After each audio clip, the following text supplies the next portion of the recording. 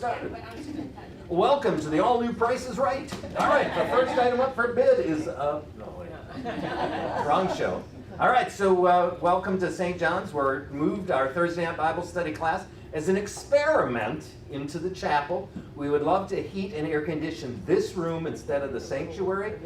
For 20 people, this is a very adequate room, I think, but it would save a whole lot of money. And so this is our experiment. If you're watching online, we need you to tell us if you can see and hear everything, because this is our experiment. Right now, this is borrowed equipment, is that right? But if the experiment works, that's one of the things we're going to look into, is getting this equipment so we can do it easily in the future without having to borrow from someone else. So it's our experiment. By the way, hand that to Melinda. I'm saving a postage stamp.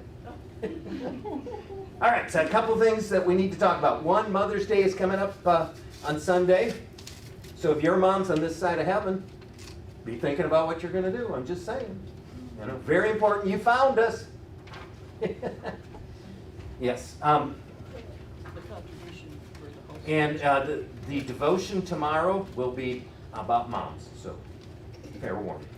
The brutal truth about my mom. Run. Yeah. Could be scary. But we have gifts for all the moms, so if you want to invite extra people to come, moms, it's for all women. We don't really quiz you at the door. Do you have children or no? You know?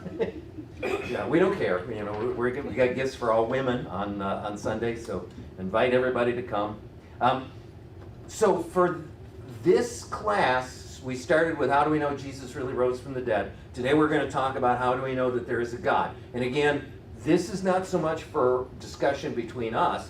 This is for talking about the faith to those who are not of the Christian faith, who come from an agnostic or an atheistic point of view. Some of the other topics I have planned are, how do we know Jesus is really God? You know, a lot of people say he's just a prophet. That's what a lot of the other religions say. How do we know that the Bible is truly God's inspired, inerrant word? That's a fair question. How can we believe in a loving God when there's so much pain and death, et cetera, et cetera, et cetera? So that's going to be, I think, a fun topic. That one I'm going to be hard-pressed to get done in 1 week, by the way. So that we could take a little while. But that's the number one question that I get asked by people outside the faith. You know, so, okay, there's a child. Well, we know a child born with cancer. That seems heartbreaking, and we want to get mad at God. So how do we answer that question? You know, how can there be a loving God if these things happen? So that's on there. What's another, question that non-believers would ask us? What's another question that we need to put on the agenda? So do you have something in mind right now? If not, I want you to think about it, because I want to answer the questions that you get asked. Because you have maybe people in your family. Yes. How do you have faith or believe in something that you've never seen? That's actually the definition of faith somewhat. We got some answers for that, so we'll make that a topic then too. Well, you've already answered a lot of the ones about evolution. Yes. Yeah, we'll have just a little bit. Yeah, actually, that part in the Genesis study will be in. How can you believe in something you can't see? Ever been on an airplane?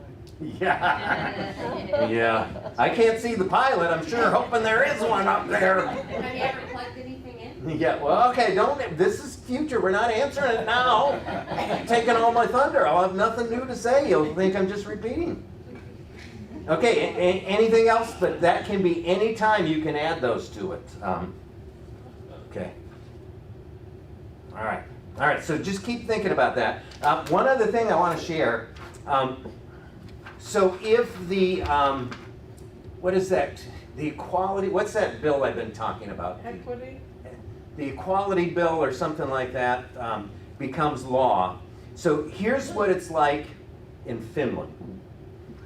And our country is trying to be like Canada and Finland in the enlightened countries. So quoting the Bible can't land you in an American prison yet, this article says. But in Helsinki, it's a different story. In a case that stunned the West, Finland's former interior minister and leader of the Christian Democrats has been criminally charged for posting a picture of the Bible open to Romans 1:24 through 27, which talks about homosexuality. So her crime was posting a picture of Holy Scripture. She was disturbed because the Evangelical Lutheran Church, she's a Lutheran, as most people in Norway or in Finland are, because the church joined a gay pride event and decided to remind them of what God's word says about homosexuality. Now, after a 2-year investigation, the tweet could put her behind bars.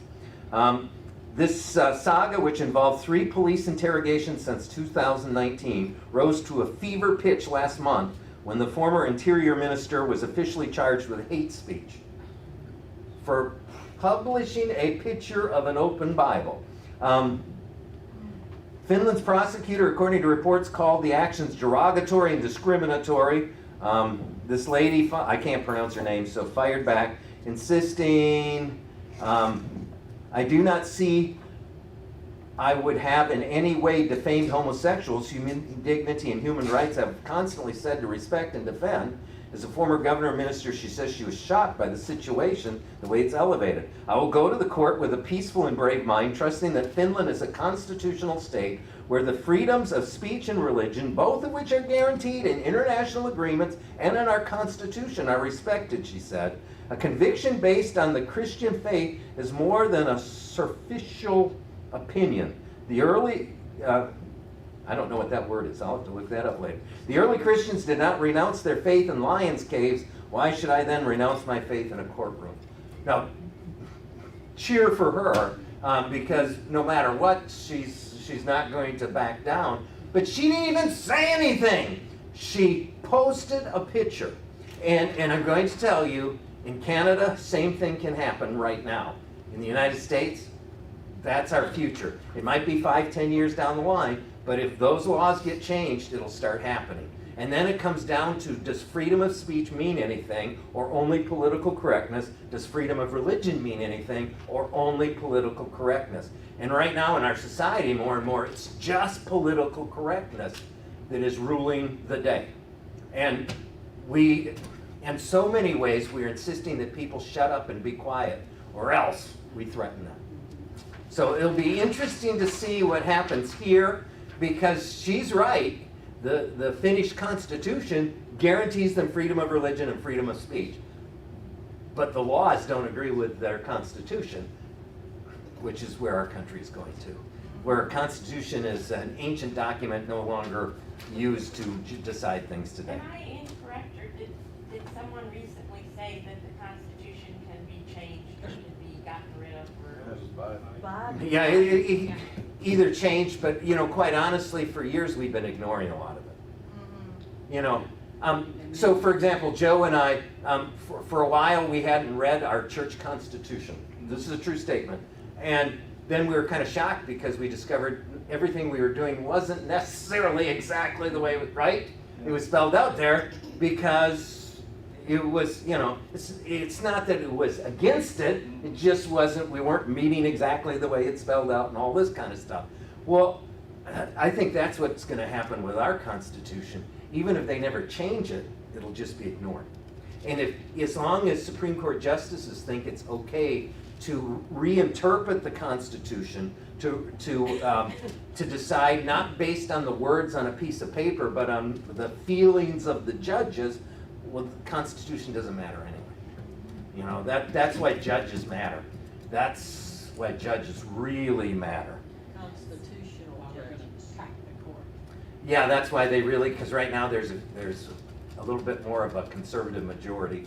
And it's barely, but still, All right, so I just wanted to share that because I was just shocked when I read, she's not even a pastor, but a lay person that's Lutheran is in trouble for posting a picture of the Bible. Yeah, that's where our world is going. Okay, so now we're moving on to our topic at hand, and today we're talking about how do we know there is a God. And I want to start with where you guys, how would you answer that? I've got answers written down, some Bible verses. I brought material. Oh, I'm so prepared, I'll never go through all of it. But all right, so how would you answer that? Rainbow. Rainbow? Yeah. All right, an interesting answer. Explain just a little bit. The beauty of the way the light fractures through water that creates that rainbow. Science mixed with a little bit of religion, but it doesn't seem to me how a simple prism of some form can just create all those colors without a greater hand in there. All right, so I'm going to come back to that. So, okay. So, all right, somebody else give an answer. That's a great answer, though. I like it. Yes? I said, all I can say is a personal experience. And when I was lying in the hospital and I with the brain hemorrhage, and I've done more research on what the human brain acts, and I lost part of my peripheral vision. And I said, just the human eye and what the human brain and what I had to go through. I said, I tell people, you can't tell me that a couple of needles got together and a puddle of primordial ooze got struck by lightning and a human being appeared. I don't care how many millions of years ago, that just can't happen by chance.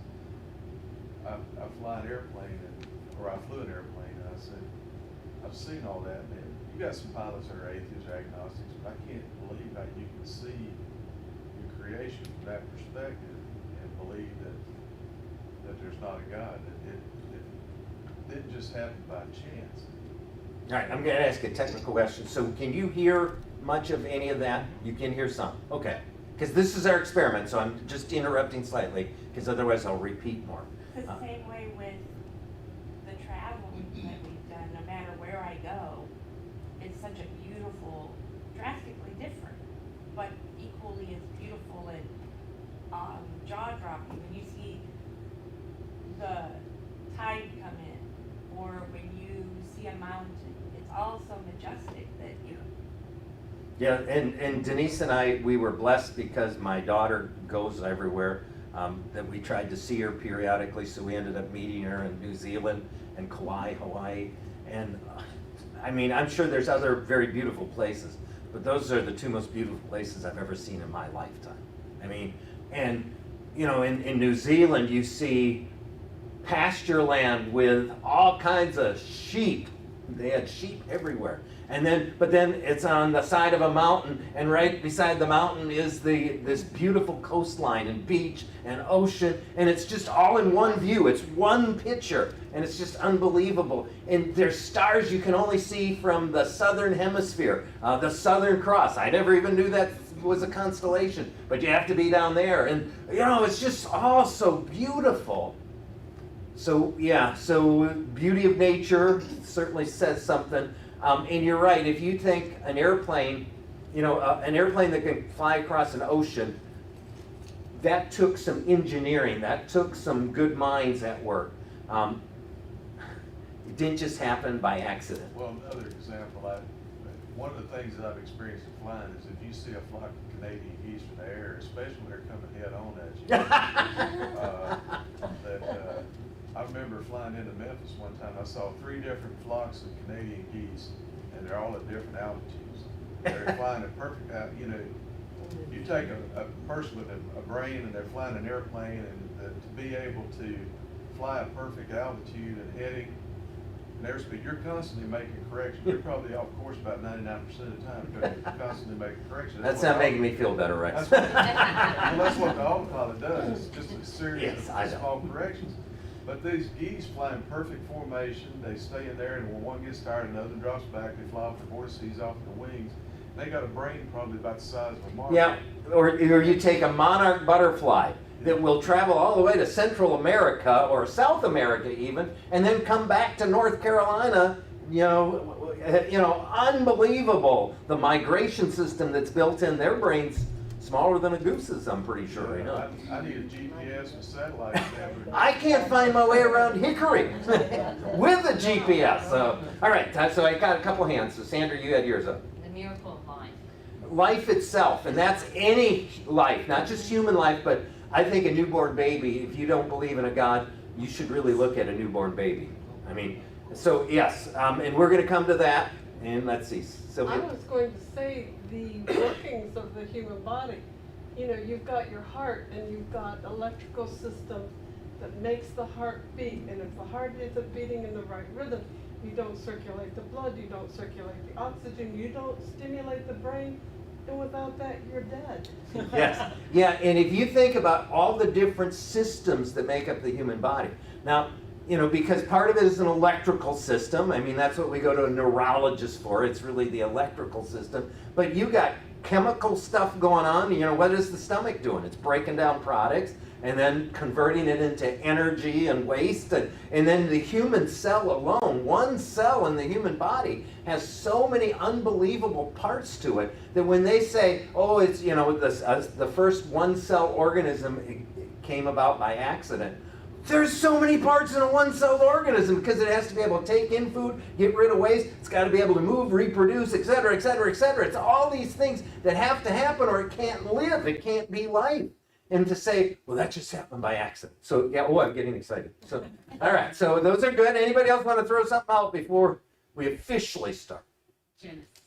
Genesis. For I mean, the way that he created everything would work in harmony, it's just the atmosphere. Yes. I'm a math person. Yeah, I got the stuff. So I'm going to come back to that. I'm going to come back to what Sydney said. We got you. So you're saying all the stuff I wanted you to. Yeah, and you're saying it with passion, which I really appreciate. All right, so turn to Psalm 119, and we got to get through 2 verses for sure tonight. I want to go through 4, and then I got 5 articles to refer to, 2 books, and I could have brought a whole lot more, but we won't get through all that, and I know that. But Psalm 19, 19 or 1? Psalm 19, don't add 100 to it. I know I did. I'm just covering myself. It's on tape. I mean, you can go look. I'm going to admit it. Yeah, it's okay. No, I totally know because I thought I said 119. So what's 119, by the way? The longest psalm, and it's alphabetical. Each portion, every sentence starts with that letter of the Hebrew alphabet. It's beautiful, but it's about the power of God's word, the value of God's word. Psalm 19 is not the longest, so you're lucky. I knew we wouldn't get through 119. We will not. I guarantee you. That's like, 160 verses or something like that? Yeah. I'd probably have to read 3 verses and then assign it to you as homework. That's the only way we cover it, yeah. All right, Psalm 19. The heavens declare the glory of God. The skies proclaim the work of his hands. Day after day they pour forth speech. Night after night they display knowledge. There is no speech or language where their voice is not heard. Their voice goes out into all the earth, their words to the ends of the earth. Or to the ends of the world, I'm sorry. So the heavens declare the glory of God. The skies proclaim the work of his hands. So there's a sermon being preached by creation. Creation declares that there is a God. And it says, it declares that to everyone. It's obvious if you're being honest, if you're opening your eyes and your heart to the truth. It's obvious, and no one can say, oh, I didn't know that. I mean, how would I know that? So it is obvious. Now, I want you to think about that. Tell me something, and you kind of already did this. Tell me something that shows you that there's a God. Honeybee. I'm just doing that for Donnie. I'm having fun with him. Thinking of all the animals there are, everyone has their own sound. And each one of them is different. And sometimes you think of like I never knew what a hippopotamus sounded like, but I was shocked when I realized it sounds like a foghorn. That's not good, but that's.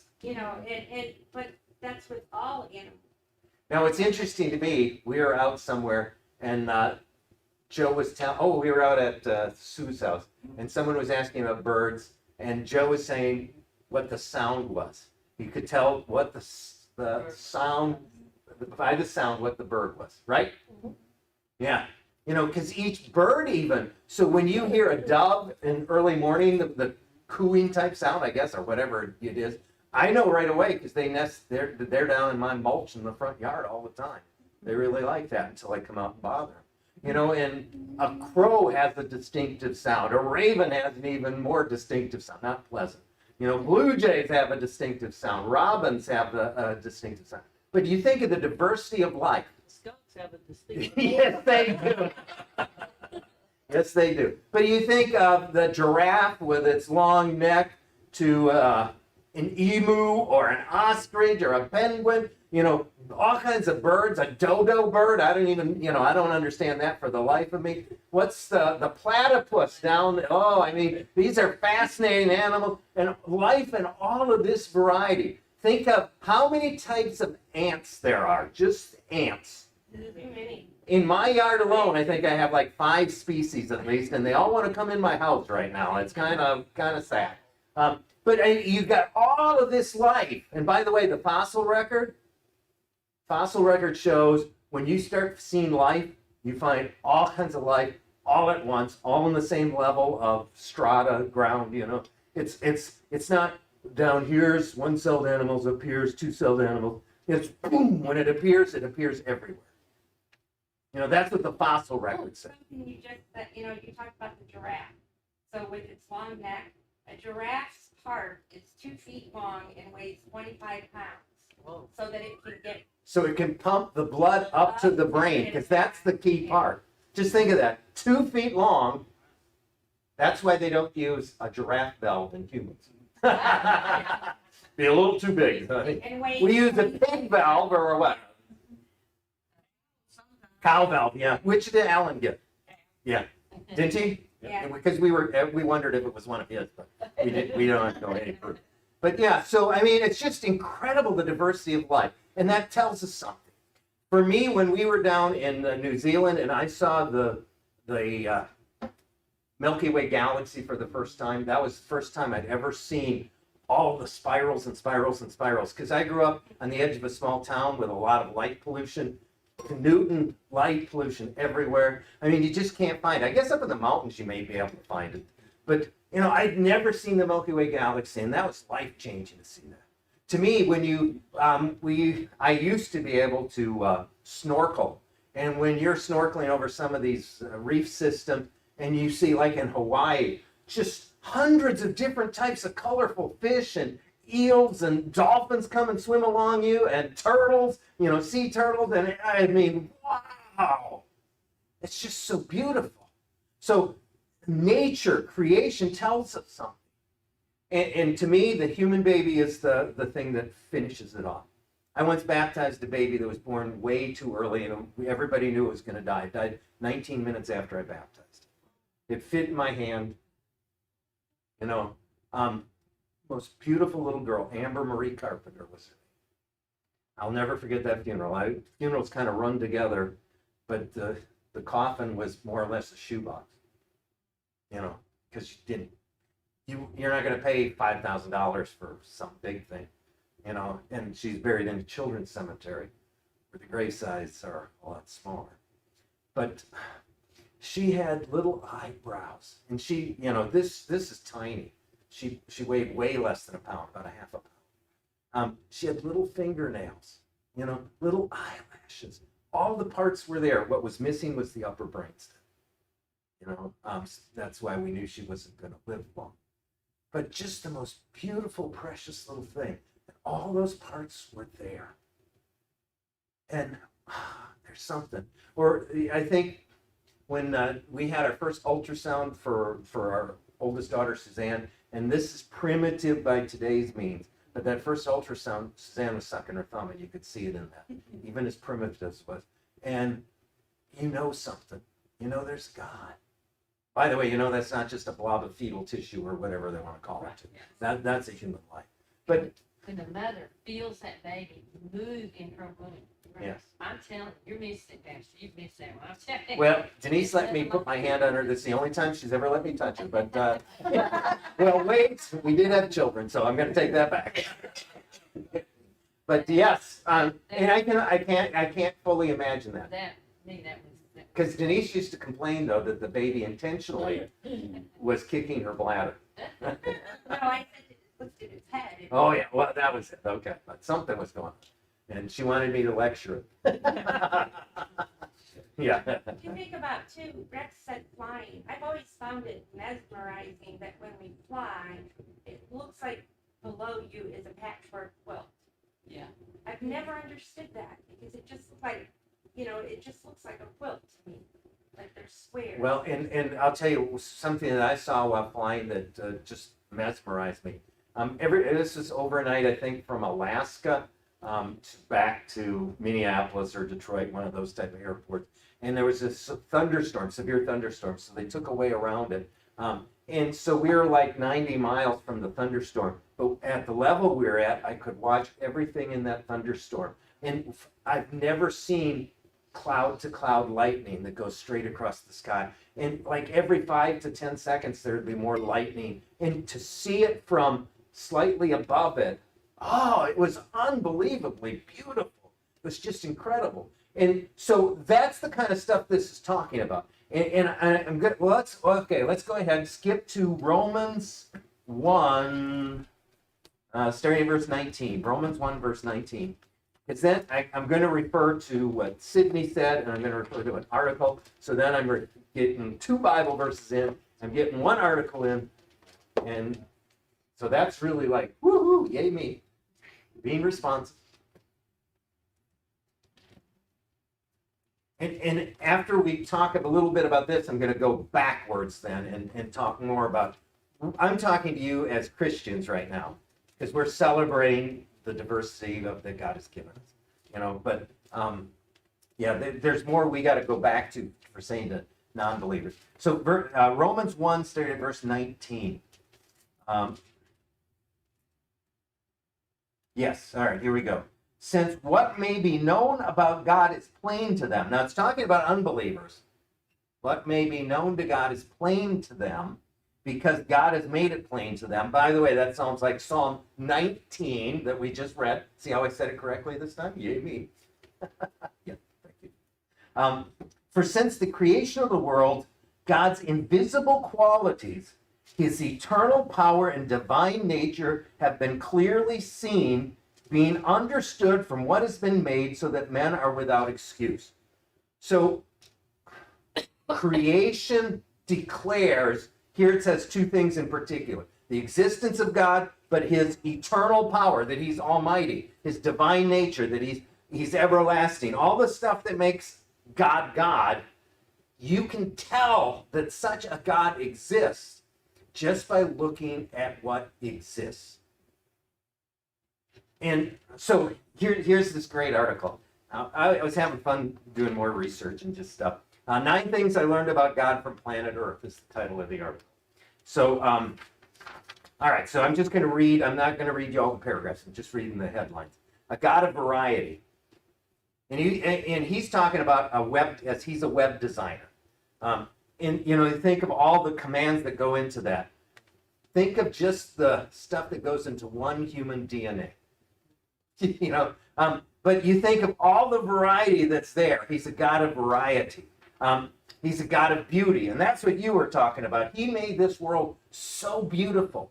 And by the way, that doesn't just tell us that he's a God who enjoys beautiful things. It tells us that he really loves us.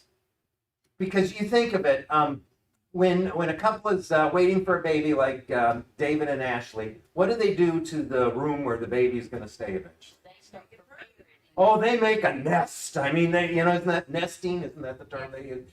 And they're going to paint the walls, and they're going to have pretty things up and toys and I don't know, mobiles are still allowed or not. Yeah.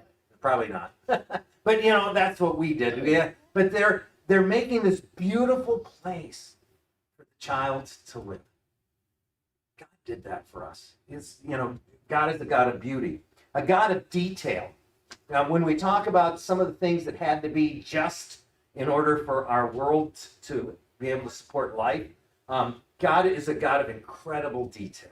He didn't just see the big picture. He saw the big picture and zillions of infinite little details that make it what it is. He's a God of detail. A God of pleasure.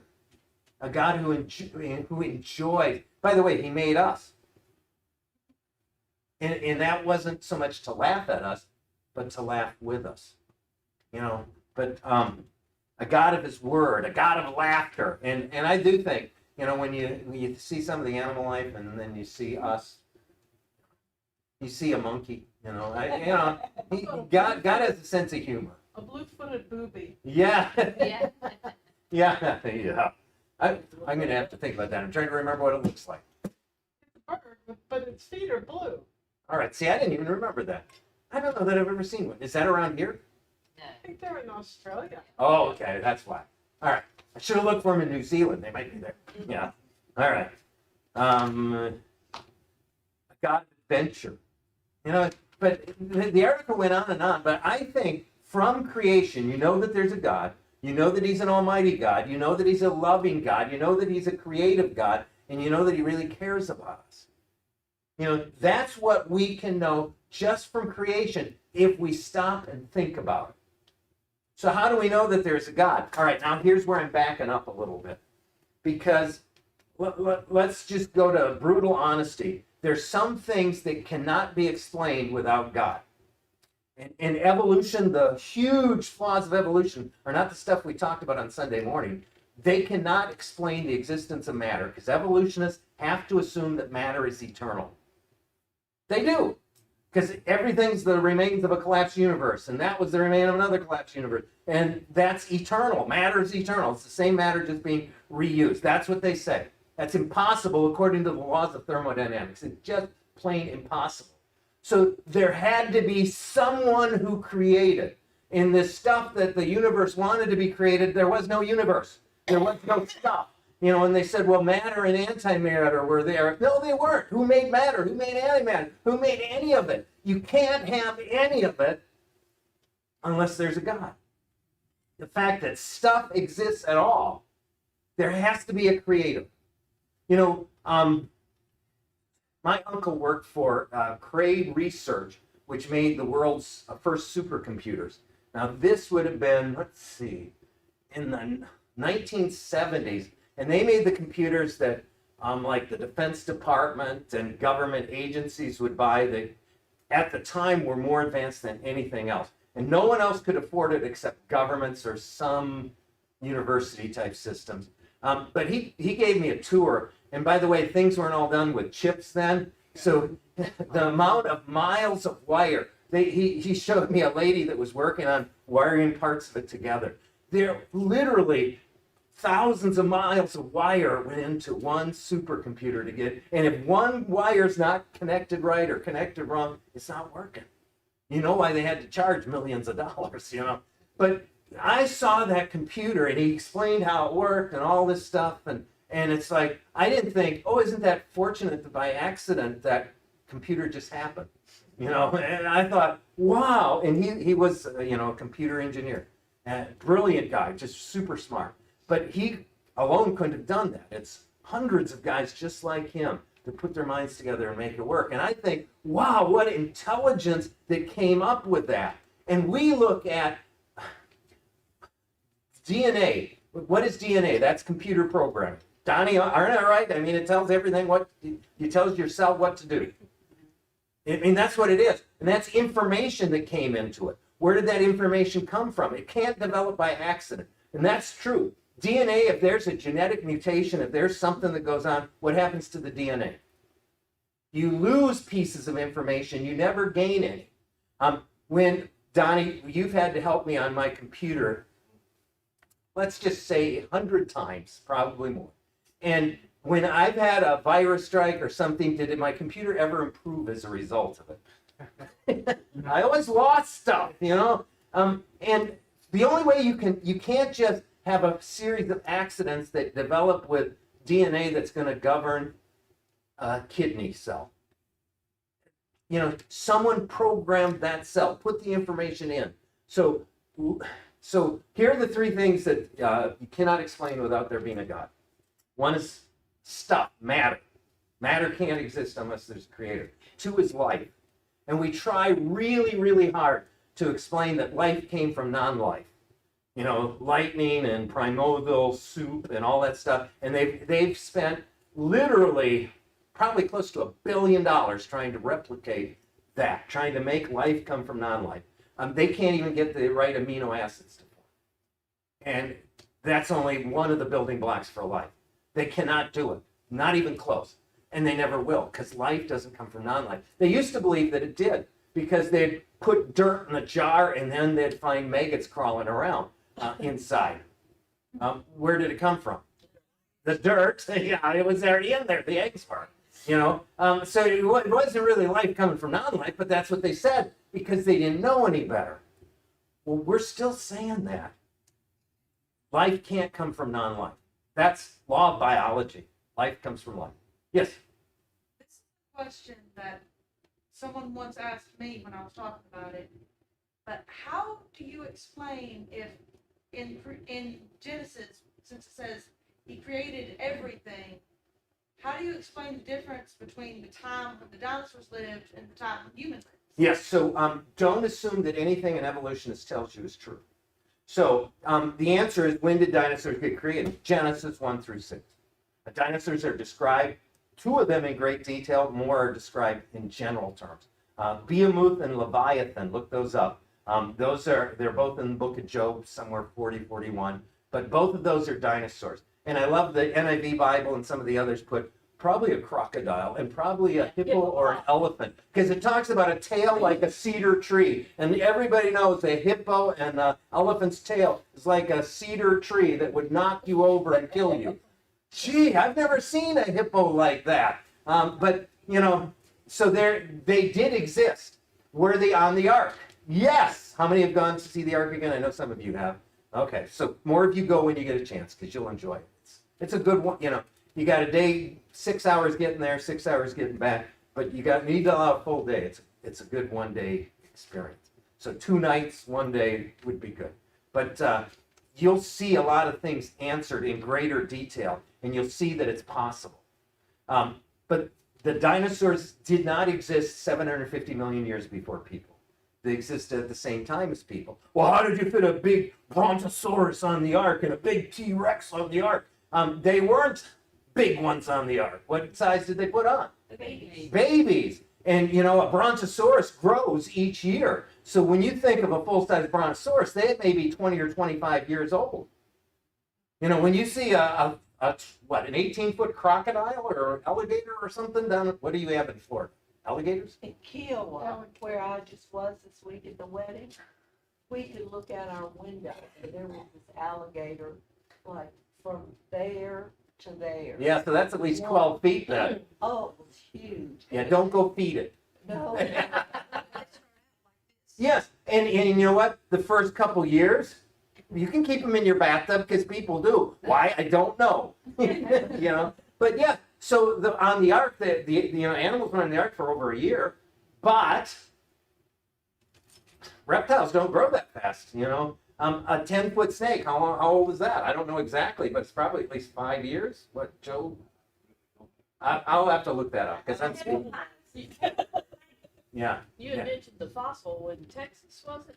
That had the footprint? Yes, and yeah, the human there was. footprint. Yeah, there was a dinosaur footprint that was made. They walked through like a creek, and so there's a dinosaur footprint that was hardened and then fossilized.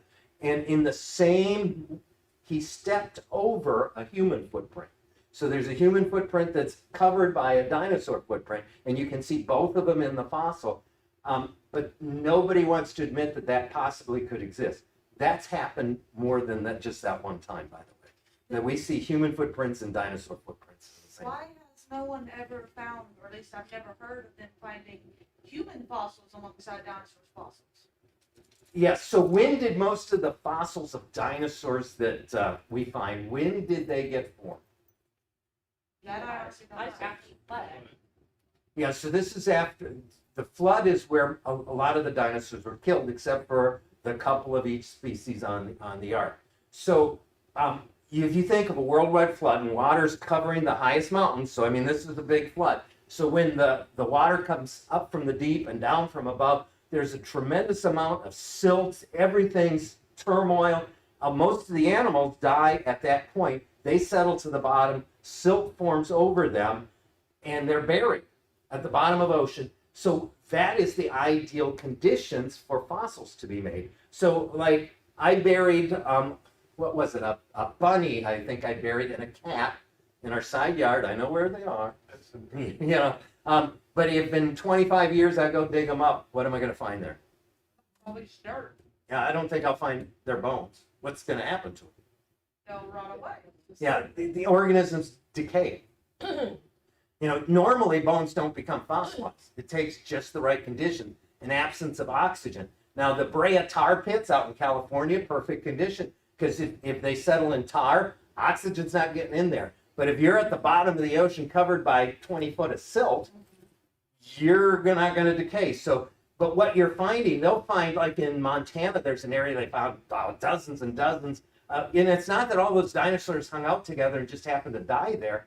That's where they all settled when the water started calming down. That's where, you know, that was a low point where the water was taking them to. So, but you know what? We find human skeletons more or less in similar levels and places, but we will not connect them because it doesn't match our story. Yeah, it doesn't match our narrative, exactly. So, but, you know, are they ever found? Yes. Okay. What about the carbon dating? Yeah, carbon dating and so, yeah, let's see. I didn't bring that one book, but carbon dating is going to be a lot more technical thing. But carbon dating is based on the idea that in the past, everything existed in the same way that it does now.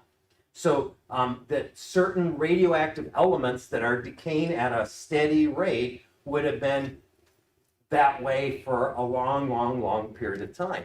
Now, I have to tell you, there's a time in our history where everything changed. From here to here was one way, and then hereafter was... Yes, so what is that turning point where everything changed? The flood, exactly. So I'm not going to go into the science right now, but I'm going to tell you it's an example of circular reasoning. So, you know, we're assuming certain things, and so you can carbon date the ground that was lava that came out of Mount St. Helens. This is like 1982, I think it was, early 80s at least. And this is true. They carbon dated it. Now we know that lava was formed in 1982, and it dates to like just a little under a million years old. It's 20 years old when they did it. You know, it's not a million years old. That's the carbon dating. And they found human skeletons, which according to their reasoning can't be more than 20,000 years old or whatever. And then they rate and they say, well, this is 500,000 years old. Well, it's not really, but that's their dating methods. Any device you measure something, it has to be calibrated. And I was reading at one point, I don't remember what school it was when they started carbon dating. They had a sample of a tree that they had known was, I guess, counting the rings, was at least 3,000 years old. But so once you go beyond that, there's no way to calibrate. Exactly. To compare. The carbon dating is somewhat accurate, not totally, for short periods of time, not going back. Now, they have other forms that they use, so I'm just telling you that. And I'm not going to go into them because, one, I'm not sure I remember all the science, and I probably will mess it up, and I don't want to mislead you and act like I remember all that. But I've read it, and I got to bring one of my books next time because we probably won't quite finish this. Unless we can go for an extra hour or so. Double time. Just kidding, we're not gonna. It's just not as cut and dry as they. Oh, no, it's all presented one way. It's absolute, it's authority. And yet when you investigate what happens when things don't match, well, that was just a mistake. But the mistake is always in favor of what they want and not in our favor. And then when they'll put out huge papers, like they looked at a specific area and they carbon dated these things. But if you read the entirety of the paper, which is mind-boggling, you can see the different data sets in it, and all the information isn't what they're showing you. They're showing you the highlights that this is what this is. And I'm just going to give you one other example of this. So they found a tooth, and this was the missing link. This was the missing link because there's kind of the difference between a human and an ape tooth. And so what was it called? Piltdown Man, or I forget, one of the names for it. And they had this picture that was drawn based on it. It looked like caveman, you know, kind of half man, half ape, you know, and the picture was all drawn, and then they later discovered it was actually a pig tooth, you know, but I mean, they had all this drawing. Now, what's interesting, a lot of times when they show the stages of man in the drawings that they have in museums and science institutes, they still show the drawings that are based on total speculation. You know, one bone doesn't tell you how much hair was on the guy. Doesn't tell you what his nose looked like. You know, this is not a bone. So you can't, there's all kinds of things it can't tell you. But I will tell you that a lot of what they call cavemen had bigger brains than we do. Now, not bigger than Donnie. Donnie is a supreme specimen. Yeah. See, there you go. But, you know, it's just, the science isn't as cut and dry as they tell you. They use a lot more faith than I think we do. Oh, there totally is. It totally is. Okay.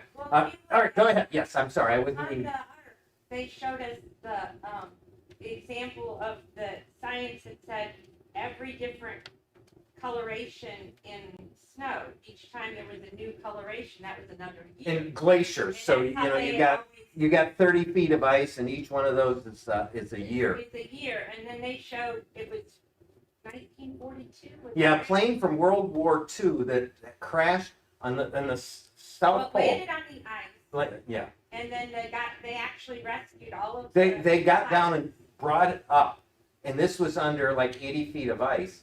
I think it was 200, yes, and it wasn't 200 years since that plane went down there. It was, you know, but that's how many layers of ice there were. And they said that's every time it snows. Every time there's a significant snowfall, it's a new line that shows up. And in their way of counting made things appear older than it was. And that was a fascinating They thing. actually were able to get it to fly, too. Yes, they flew it back eventually. They were able to fly it.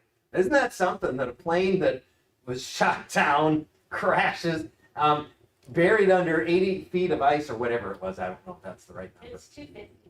250, yes. I keep saying 80. 250 feet. Yeah. Yeah, because it was like, You're used to it. yes, that's right. That tells you my memory is not as good. All right, was there another hand? Yeah, yeah. My fish always get bigger. Yeah, yeah, exactly. Yeah, and you can't help that. But so the things that can't be explained without acknowledging God is matter, life, and this is an interesting one, dinosaurs. Where did dinosaurs come from an evolutionary point of view? Because you know what? There should be like 150 different ones leading up to a T-Rex.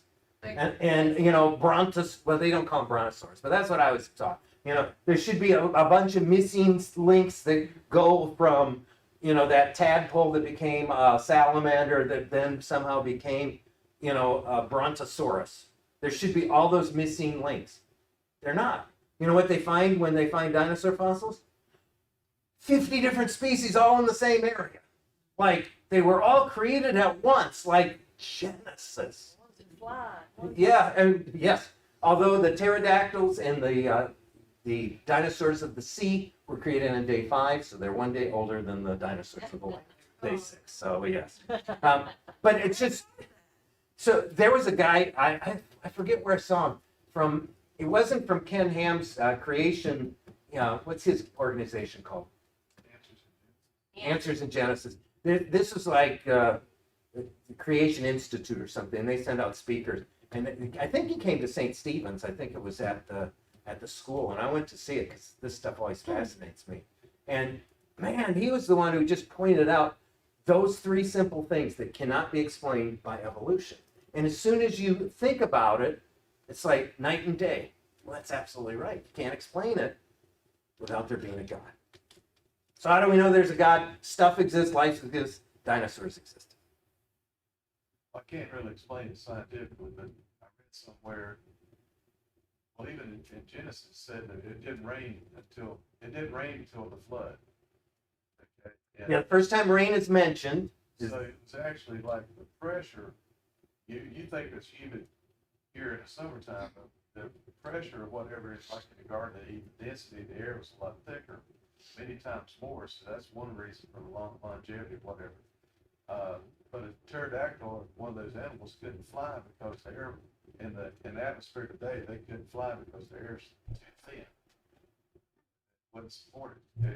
Air down here, more pressure, but as you get up to altitude and thinner air, it takes, you have to go faster and have a different shape of wing to get it to fly at a higher altitude. Well, see, that's fascinating. I did not know So that. the That's air, the pressure, the shape of the wings back there wouldn't have supported their flight. And, so, and also too, the pressure too heals quicker.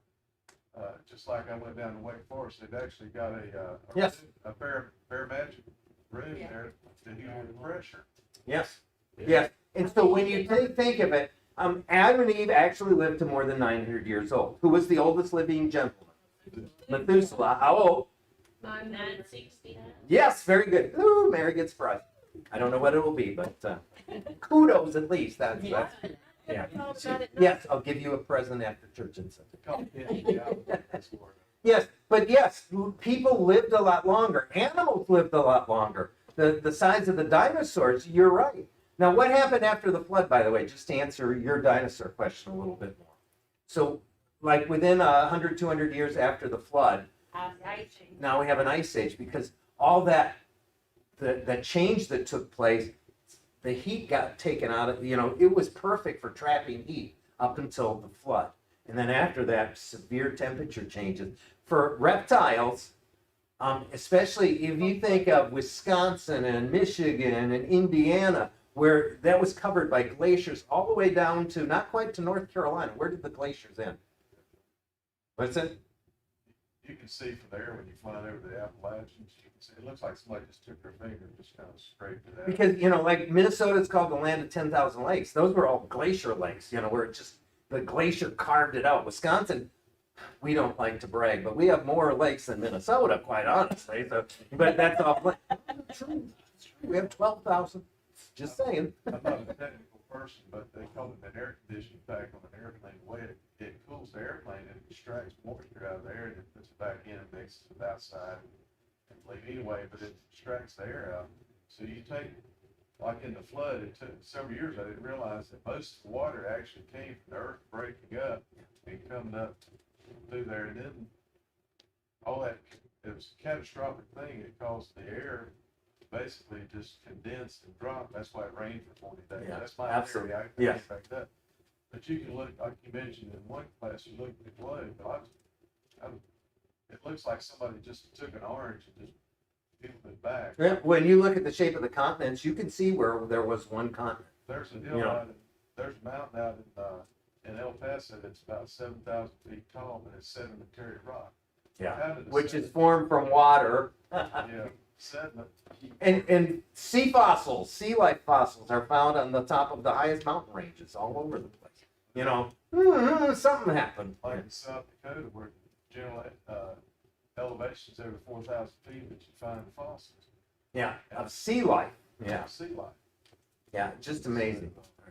You say it had not rained up till? So I'm going to tell you, that's the theory I hold to. So I think the first time it rained was when the flood started. Now, that's somewhat speculation. So I've had learned professors strongly disagree with me. Scripture doesn't answer that question, although rain is never mentioned in the Bible until the flood. But the change in conditions from before flood to after flood is so drastic, and I think the atmosphere, like Rex was explaining, is part of that there was much more water vapor. Sun is harmful to us, true or false? True. We need it, but it's harmful to us because it burns us, shortens life, et cetera, et cetera, et cetera. So he was describing maybe like a rainforest kind of situation. No, with that. which- So it yes. had to rain. Yes, and actually in like Hawaii, it sprinkles all the time. It's just so much water in the air, it's just heavy with it. Water underneath the boat. Yes, and the flood was not just from the water in the atmosphere, it's from the water that came up from below. And if you think of a continent being torn into 7 pieces, it's the water from below, and then it spreads out that would have really done that. What I understand, there's more water in all the oceans. It's actually in the lower layers under the earth. So it's more water, the earth is more water than what we actually. Yes. So there's a lot more water. Absolutely. All right. I'm sorry, I'm not sounding. No, you're good. I kind of was figuring this might happen, that we might not quite cover everything today. But we're having such good discussion that I don't feel bad. And I'm not planning to go until 10. 9 is the absolute latest. So because this young lady has school tomorrow still. So that's not fair to her. So I'm being, So, yeah. so with evolution, the theory of evolution, things go from, they keep getting better and better and better, correct? right, Or bigger and bigger and bigger. Or bigger more and bigger. complex. So why does it appear that that's not happening? Well, even right now, there's nothing in between, like they say there should be. I mean, maybe the platypus, it's kind of. They're saying we can't see it because it takes so long a Yeah, time. but even. Which is a cop-out answer, by the way. Humankind. Yes, so are things getting improving? Now, I will tell you, medicines are better now than they used to be. Like antibiotics and penicillin. By the way, that was discovered by accident. We would say it's a gift of God. As most of the medical breakthroughs are really gifts from God. But yeah, so now part of that is because of the way we picture cavemen. Now, when you read Genesis, and we're just doing that a little bit on Sunday morning, we won't get through all of it. But what sort of career choices were available before the flood? So what could you do? So we knew Cain and Abel had, animals and plants, farmer and rancher, I guess we could call it. But what other choices were there before flood? Or bronze. There were people that worked with metal. They knew how to take ore, make it into metal, and then shape it. So we would call them blacksmiths, that type of thing. All right, what else? People who make clothes. Yeah, people that made clothing. There were people that built things out of wood. There were people that made cloth. There were people who made statues. There were people that did all kinds of stuff. They were not primitive people. Did they know how to make tools? Well, you think of the skills that went into building the ark. Now, that would have been the biggest use of those, but still, or in the Tower of Babel, which is shortly after ark type stuff, they were building something massive in size, because we talk about the Egyptians and those pyramids. That tower was going to be taller than those by far. So we have this idea that people back then were, naive, ignorant, barely more than monkeys. They were probably smarter they were more MacGyvers than we are today. They could do it without computers, without duct tape, without even a Swiss Army knife. I mean, and a paperclip. Those are the only things you need in MacGyver. They could do it all. They used human intelligence.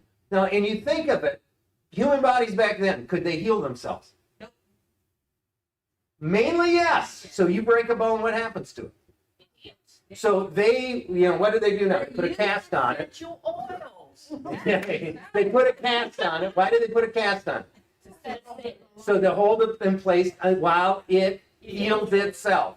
Now, in severe breaks where they can't get the bones to stay lined up, then they do surgery. By the way, first surgery was when? Adam and Eve, yes, Eve came first, rib taken out, so there we go. But that's not important. I want God as my surgeon. Yes, I trust him pretty thoroughly. But we have these ideas, and the truth is, the world is in a state of decay. Moral, but there's so many other things that the amount of available energy now, which is really entropy, that's what laws of thermodynamics are all about, is less and less and less and less. That's thermodynamics. It's not getting better. We come up with computers, we come up with medicine. They're not changing any of those things that would really fine tune how is the, so what's going to happen to our solar system if if Jesus doesn't come back in the next 1 billion years or whatever it is? It will eventually either implode or. Yeah, so possibly the sun explodes and then falls back in on itself. Either way, yeah, this solar system's gone.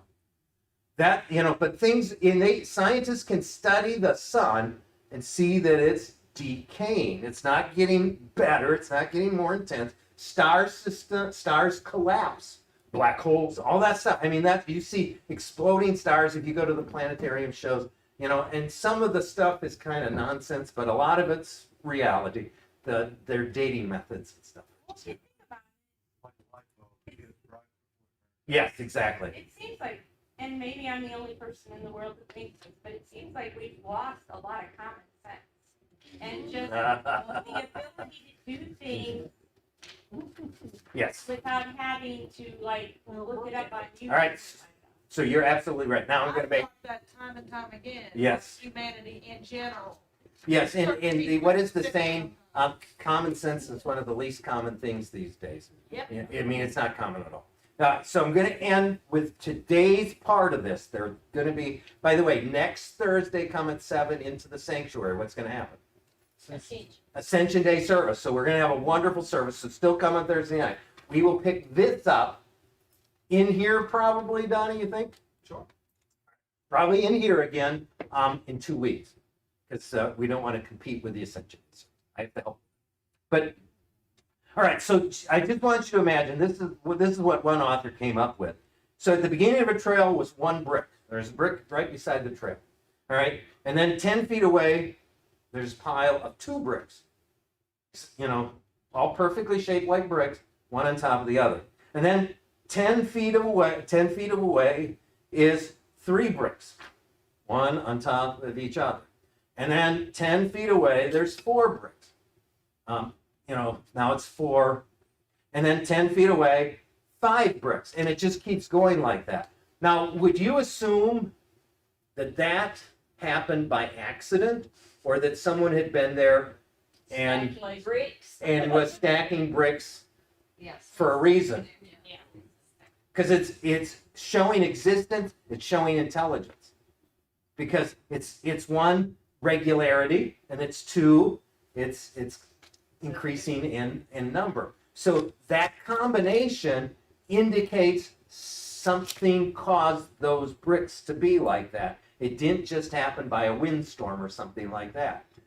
When you look at creation, you look at a human cell, your DNA, any of it, you take any part, I don't care what it is, you see the regularity, and we didn't even get to that part yet. You'll see the time stamps, you'll see increasing complexity, you'll see all that stuff. And if you can't see, there had to be a God. You don't want to see it. Yeah, you're really trying hard not to. But I just love that little illustration. Let's see, I want to read the way he summed it up, and then we'll end. And God made trees that brought out oxygen, so we. Yes, could live the in oxygen carbon dioxide cycle is beautiful. The water cycle. There's all this stuff that we didn't get to. That's part of what we're talking about next in 2 weeks. But here's how he said. So if you're an evolutionary guy, then you would think that those bricks just happened to end up like that. And, that was just coincident. Well, would you know? You would know that someone does exist that had visited the island before. The brick trail tells you. So why does it? The 2 things that give you knowledge that someone has been there are structure and numerical sequence. Look at the cell. Someone's been there before. This didn't just happen by accident. DNA, look at it. Look at the Milky Way galaxy. Look at whatever you want. That the proof that there is a God is as obvious as the hand in front of your face, if you're looking. Didn't the mitochondria or something in the cell actually have a cross Yes. formation? Yeah, there's one, and I don't remember the exact part, but that may be in the stuff I got. I don't know. But the evidence is so abundant. Now, so we're we're preaching to the choir here. You are people that already believe that. But the stuff we have to take away is, without talking down to people, how to present this kind of information in a way. Because, I'll just say, all right, so the stuff that made up the Big Bang, where did that come from? And then I let them tell me, and I said, the stuff that comes from that Big Bang, the one before this Big Bang, where'd that come from? Well, that was, so where did matter first come from? And they'll say, well, it was eternal, or it just came all by itself, it just happened. That's faith, by the way. The one is anti-science, can't happen that way. The other is faith, and it's easier to believe that God created everything that exists than matter just happened of its own accord because it wanted to. There was nothing there. Nothing doesn't become something unless someone causes it. So, I just wanted you to have one takeaway, one little thing. And we don't argue, we don't yell, we just plant seeds. And I like to ask questions so I can lead them where I want to. So that's a technique. By the way, if you want to make a new friend, how do you meet someone for the first time? So I met Michael Tripp Sr. for the first time. And what might I do if I want him to like me?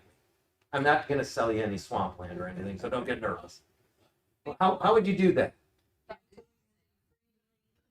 One, smile. Smile really makes a big difference. Two, ask questions. And I'm not talking, like personal questions that no one would want to talk about, I'm just saying, so what do you do for a living? Oh, that's got to be fascinating when you say you work for, and oh, what's the goriest accident you ever, and, I don't know what questions I'd have. But, you just get excited, and every so often you share just a little bit of your life, right? So that then you can point out, oh yeah, we got this in common.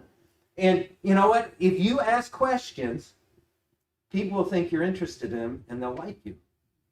My dad taught me that long before, I knew any better. But when we're talking to non-believers, we're not out to insult them or criticize them.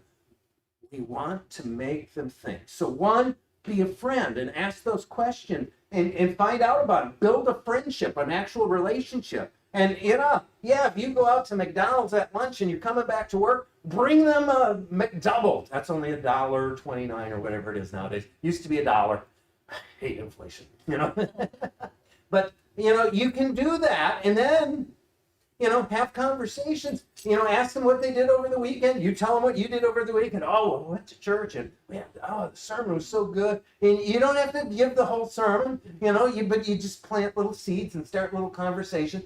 But you just have those questions that lead into gentle conversation. And before you know it, you'll have plenty of opportunities to witness. But don't push people away just because they're not believers. We want to really be nice to them. You remember when it said, treat them like you would prostitutes or tax collectors? Someone who's fallen away. What does that mean? We shun them? Is that what it means? No, it doesn't mean that.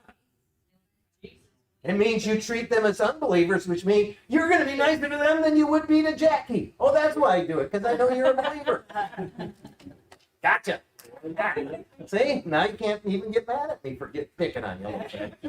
But I can pick on Michael, and he's bigger than me. I don't know. I do that. But I pick on Michael too. I actually do. But so that's kind of I believe in friendship evangelism. And the first part is friendship, the second part is evangelism. Until there's a friendship, they don't care one bit about what you think. Until they know you care about it. Once they know you care about it, they'll probably be open to it. And if you invite them to come to church for something special going on, well, they might just come because you're their friend. They want to do things to please you. So this class isn't about going out there and engaging in arguments. It's about having a seed you can plant if there's someone that really doesn't believe in anything of Genesis and creation and all that stuff. We're not going to argue them into being believers. We just try to get them to have to think about the reality of Jesus Christ. And that maybe we have to take away some of the crutches that they're relying on. They think Christians have crutches that are supporting us, belief in God and all that stuff. But actually, they're the ones. So we got to get them to think about things instead of just going on assumptions. All right, any last thoughts or comments? Because we are over. Can't believe it. I went over again. The church is going to be broke by the time, because we got to pay 2 people now. All right, let's close in prayer. Dear Heavenly Father, we thank you so much for the opportunity to talk about your creation, especially what it reveals about you. Help us to see you every single day, and every sunset and every sunrise, and the beauty of the flowers and the trees. Just help us to see you, and help us to share you with the people around us in loving and gentle ways. In Christ's name we pray. Amen. All right, so we covered 2 of 4 Bible verses, no books, only 1 article.